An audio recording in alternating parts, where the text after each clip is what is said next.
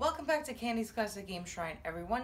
And today, on Adventures in the Third Dimension, we're going to review Golf for the Virtual Boy. Golf for the Virtual Boy is a golf game published by Nintendo and developed by the Virtual Boy's favorite third-party developers, T&E Soft. It was released in North America November of 1995 and in Japan August 11th, 1995.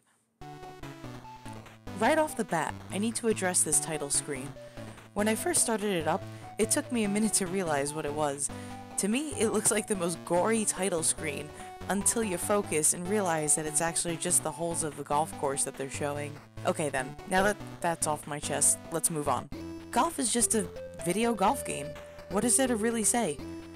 On your main screen, you're presented with two different options for game modes, scoreboards, and options so you can adjust things like 3D depth, music, and the control scheme. With the two different gameplay modes, one is a tournament style play where you compete against AI to score the best within 18 holes. Alternatively, the other option is a single player mode called stroke mode. It's good if you want to practice on your swing on a particular course or just take a laid back approach to the video game. In this game, both D-pads control through the menus, and A and R should function as your accept buttons. B and L should work as your cancel buttons. Start will also pause your game. However, this is likely to change if you change the button mapping.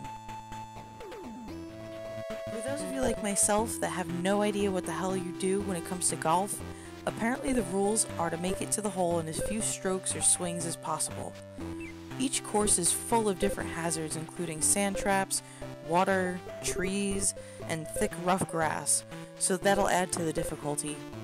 Along with those hazards, you also need to take into consideration the wind speed and the direction of the wind each time you go up for a swing. In Golf for the Virtual Boy, you're given tons of options and info before you swing.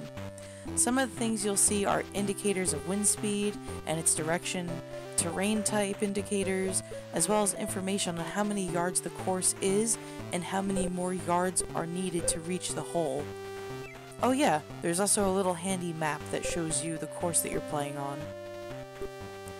Before you take that stroke, make sure you have the correct club or putter and adjust the direction in which you're standing, adjust your stance, and take that perfectly timed and aimed swing. Each swing is completely dependent on how hard it's hit and where exactly you hit the ball. Now, here's a bit of the negativity for the video. The game is pretty slow and it's choppy, which makes it a pretty painful experience as you play, especially as somebody that's not familiar with golf, or really a big fan of it. The red and black display only adds to the negative experience of the game. There's a good variety of music between menus and map screens for each hole, but the music as you play those holes is the same song, and it's repetitive and pretty shitty to be honest. If you like golf video games, I can see you enjoying this version. There's nothing wrong with it, to be honest.